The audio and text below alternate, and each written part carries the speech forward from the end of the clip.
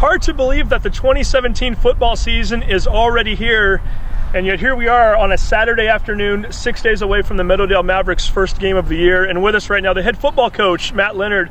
Coach, a big year for you guys last year. State semifinals. We're going to get to that in just a minute, but okay.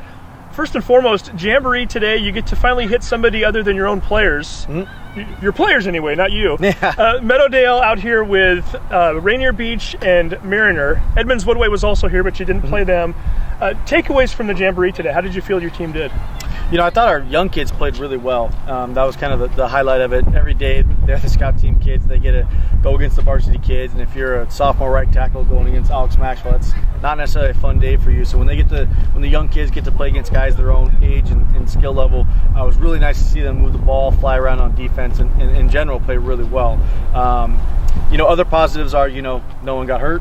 We came out of it with a lot of experience playing against a couple of really, really talented big fronts, which is what we're going to see next week. So that's kind of why you do it. And, everybody came out of it. We're competing. We got good film. So those are positives, no injuries, and we're just competing.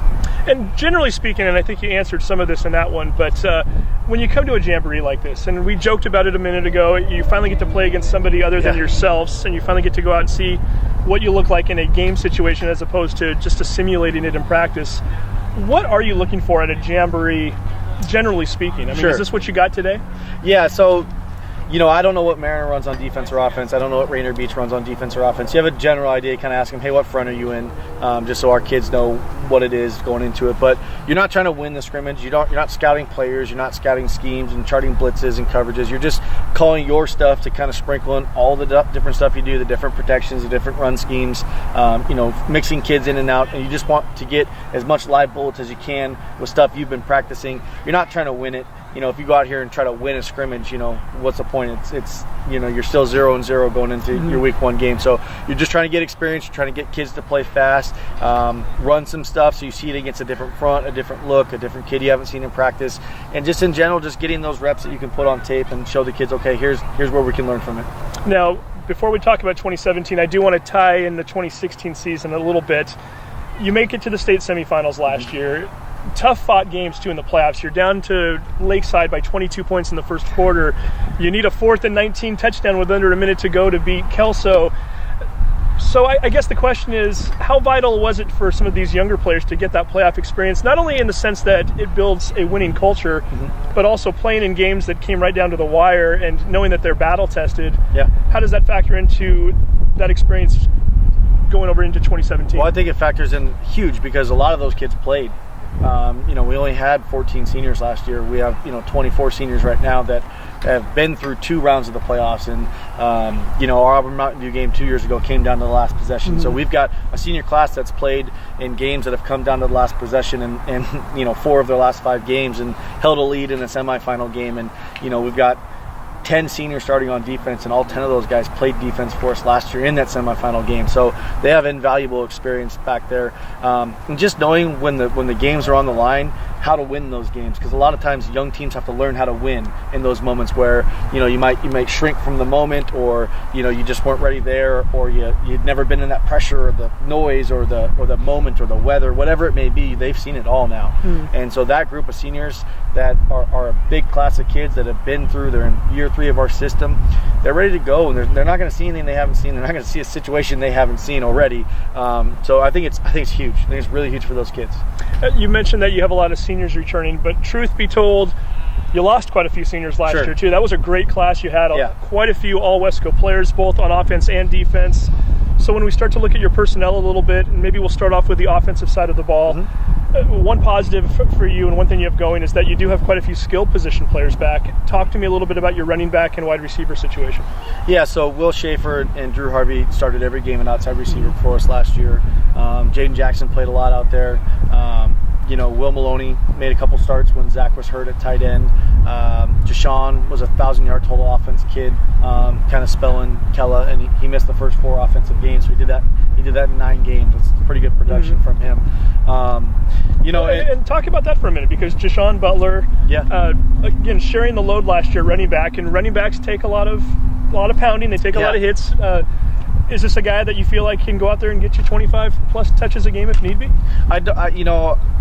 I don't think that's something you want. I mean, he can. You know, he's worked incredibly hard in the offseason. He's added, I think, 15 pounds to his frame. So he can take it. But I don't think you want that from a running back. You understand that if you're going to try to play 14 games, which is the goal, to go play 14 games and play for a state title, that you're going to have to – that's a lot of carries. You know, 20 times 14, I'm not good at math, so I'm not going to try to figure it out. But that's a lot. Right? That's a lot of carries. And so you don't want that many hits on a younger kid. So you want to have 2 to 3 backs. And we're kind of starting to work that in. And I think we found backs 2 and 3 for us that have given us that depth. Because you need it. You know, last year against Monroe, we lose Kella and Deshaun on the first possession on defense. So we didn't even have them in game 1, and we lose Deshaun up all the way until week 4 on offense. So I think Deshaun can carry the load. He's definitely going to be our bell cow, and he's our most talented offensive player. But you need to have more pieces than that. How's your offensive line looking right now? Bring back 3 kids that started multiple games. You know, our right tackle, right guard started every game all the way to the semis.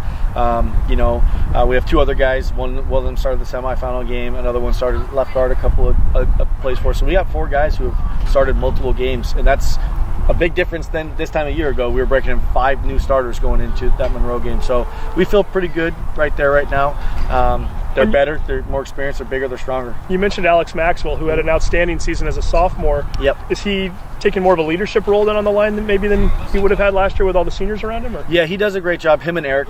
Eric Lee's a captain for us at right guard. So our right side are both strong leaders for us. They're strong weight room guys. They're strong character guys. The kids respect them and love them. So it's very big to have that because, you know, our left side was that last year because the right side was young and the left side was old. So they've kind of stepped into that role and done a really good job. Quarterback situation this year. Drew Tingstead, obviously a senior All-Wesco player last year. He's gone. You've got 2 younger guys vying for playing time. Tell me a little bit about them and what the situation looks like right now. Yeah, so we have a junior, Nate Hebert, and then we have a sophomore, Hunter Moen. One of them has been in the system for 3 years, knows the offense inside and out. He's kind of run our off-season program for us. He knows all the schemes, he knows the reads, he knows where he's going with the football, and he's doing a great job leading the offense. You know, the younger kid is probably more of a pure passer for us, and he's a sophomore, so he's coming along, he's learning the offense. We have a huge offense. It's not, just run, dive. There's a lot more to what we do, and checks and reads and, formations, and we're no huddle. So it's a lot on both of their plates. They're doing a fantastic job. They're competing really hard. They're both growing at the same level. You kind of hope one of them just takes it. But when they're both growing at the same level and getting better each week and each rep and each time they practice, it's a good problem to have that you have 2 guys that you feel like can go out and help you win a football game.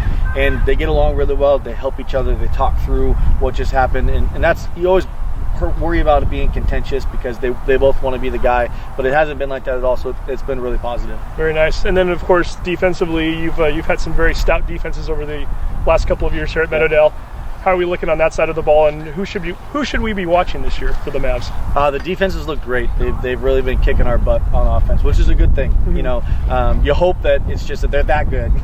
Not that we're bad on offense, but they're flying around. There's so many guys. We're going to start 10 seniors over there. You got the 3 DBs that are back: Jaden, Deshaun, and Will that started last year. Deshaun's all league, Shave's second team.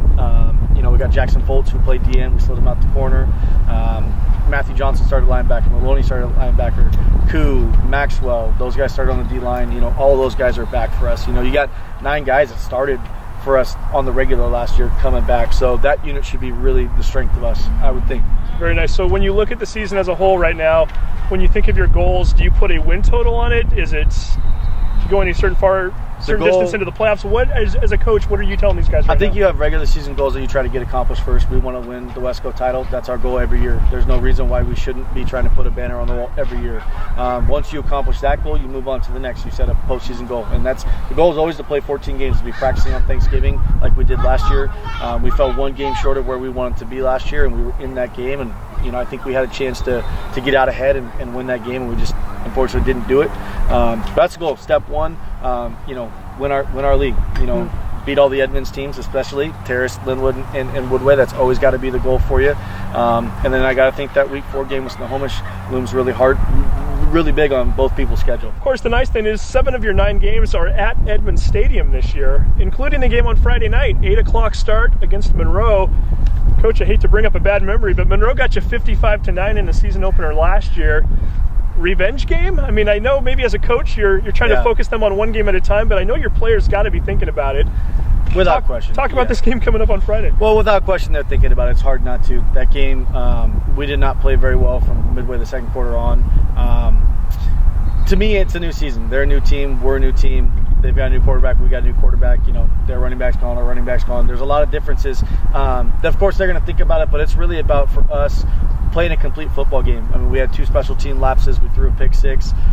We blew coverage after coverage. You know, that was our first game in a new defense and a first start for a lot of guys. That's not going to be the case this Friday. There's a lot of guys that started that game last year that's going to be ready to go.